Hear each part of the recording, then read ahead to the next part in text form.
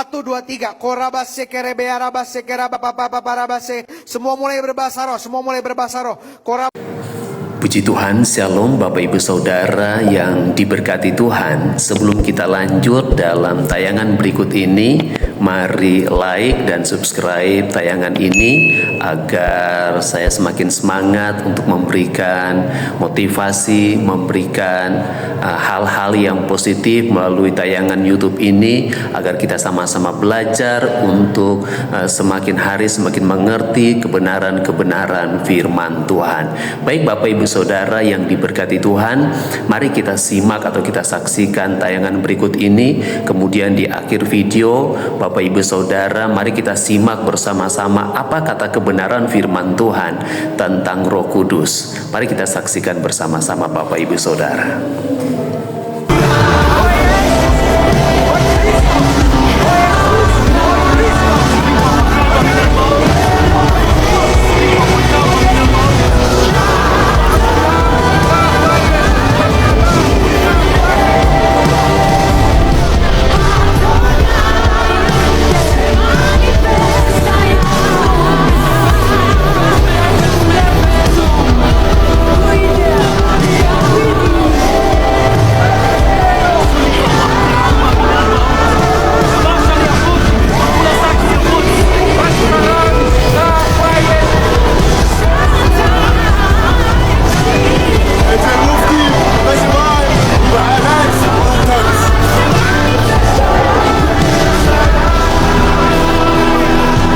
Satu, dua, tiga. Korabase kerebe arabase kerabapapapabase. Semua mulai berbahasa roh. Semua mulai berbahasa roh. Korabata karabase kerabakarabase kerabayarabarabase kerabarabarabase keraba. Korabata karabase kerabakarabalalabase kerabarala. Terus keluarkan. Korabase kerabakarabase kerabakarabase kerabarabase. Daging saudara kerasa pasti ini bukan bahasa roh, tapi terus lakukan. Kerapata karabase kerapataralalabase kerebayarabata karabata karabararara. Semua mulai lakukan, semua mulai lakukan. Kerabata karabase kerebayarabata karabalalabase. Korabata karabase karabalalabase kerabararabase kerabara. Amin. Amin. Baik Bapak Ibu Saudara yang diberkati Tuhan, setelah Bapak Ibu Saudara menyaksikan tayangan video ini, karena maraknya hari-hari ini orang mempertanyakan apakah Roh Kudus atau bahasa roh itu bisa dibuat-buat atau diajarkan, diejakan bahasanya. Nah, saya ingin memberikan tanggapan dari ayat-ayat Alkitab, karena kita harus selalu kembali kepada kebenaran firman Tuhan. Di dalam Kisah Para Rasul pasal yang kedua sangat jelas di mana di firman Tuhan berkata di sana, pada waktu hari raya Pentakosta, di mana murid-murid dan orang-orang yang kurang lebih 100 orang mereka berkumpul di atas kamar loteng Yerusalem, firman Tuhan berkata, mereka sementara berdoa dan duduk untuk menyembah memuliakan Tuhan, maka tampak lidah-lidah api yang bertebaran hinggap di atas mereka masing-masing. Sehingga dalam Kisah Para Rasul ini berkata bahwa mereka dipenuhi oleh Roh Kudus dan mulai berkata-kata dalam bahasa lain. Bapak Ibu perhatikan, mereka mulai berkata-kata dalam bahasa lain, saudara. Bahasa lain itu bahasa yang seperti apa? Kalau Bapak Ibu Saudara membaca dalam Kisah Para Rasul itu, saudara, firman Tuhan berkata, mereka mulai berbahasa bahasa Partia, bahasa Media, Elam, Mesopotamia, Yudea, Kapodokia, Pontus, Asia, bahasa Frigia, bahasa Pamfilia, Mesir, Libya, bahkan Kirene, bahkan bahasa-bahasa orang-orang Roma. Itulah yang mereka perkatakan ketika Roh Kudus memenuhi rasul-rasul atau para murid-murid pada waktu tersebut. Jadi Bapak Ibu Saudara, pada hari raya Pentakosta dikatakan di sini mereka berbahasa-bahasa yang diberikan oleh Roh Kudus, bukan bahasa yang tidak dimengerti, tetapi berbagai-bagai macam bahasa yang ada pada waktu itu, saudara, untuk menyampaikan bahwa Yesus adalah Mesias, Yesus adalah anak Allah, bahwa setiap pekerjaan yang dia lakukan adalah pekerjaan yang dikerjakan oleh Allah itu sendiri. Nah, kalau kita mulai di dalam 1 Korintus pasal 14, di mana firman Tuhan berkata di sana dalam mulai dari ayat yang ke-26, jadi bagaimana ketika orang berkumpul saat mereka beribadah, hendaklah mereka mempersembahkan setiap mazmur mereka kepada Tuhan. Ada pengajaran dan ada pernyataan Allah di sana, dan Allah mengaruniakan mereka kepada bahasa-bahasa roh. Dan kalau mereka dikaruniakan bahasa roh, dalam 1 Korintus pasal 14 itu, saudara bisa baca di dalam ayat firman Tuhan itu, firman Tuhan berkata bahwa harus ada yang diberikan karunia untuk menafsirkan bahasa roh tersebut. Tujuannya apa, saudara? Supaya untuk membangun sidang jemaat Tuhan yang lainnya.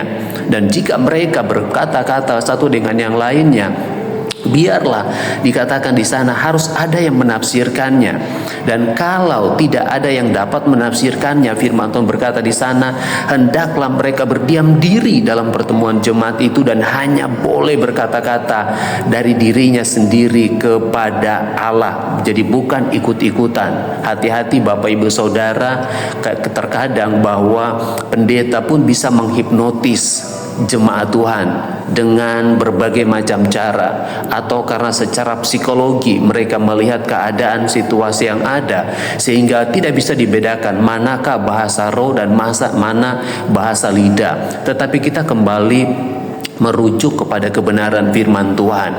Dalam 1 Korintus pasal 14 juga berkata, siapa yang berkata-kata dengan bahasa roh, dia harus berdoa supaya kepadanya juga dikaruniakan karunia untuk dapat menafsirkannya. Jadi Bapak Ibu Saudara yang dikasihi oleh Tuhan, kita kembali kepada kebenaran firman Tuhan. Bahasa roh adalah karunia yang dianugerahkan oleh Allah untuk menyampaikan setiap isi hati Allah dan untuk membangun sidang jemaat Tuhan yang bertumbuh dalam iman, dalam kasih pengharapan mereka kepada Tuhan. Jadi pada kesempatan kali ini saya ingin memberikan beberapa kesimpulan. Yang pertama, bahasa roh itu adalah karunia Allah, bukan buatan-buatan manusia atau bahasa yang dibuat-buat oleh pendeta atau bahasa-bahasa yang diajarkan. Yang kedua, bahasa roh dikaruniakan oleh Allah, yaitu memiliki tujuan untuk menyampaikan setiap kehendak Allah, baik kepada orang yang sudah percaya maupun kepada orang yang belum mengenal Tuhan.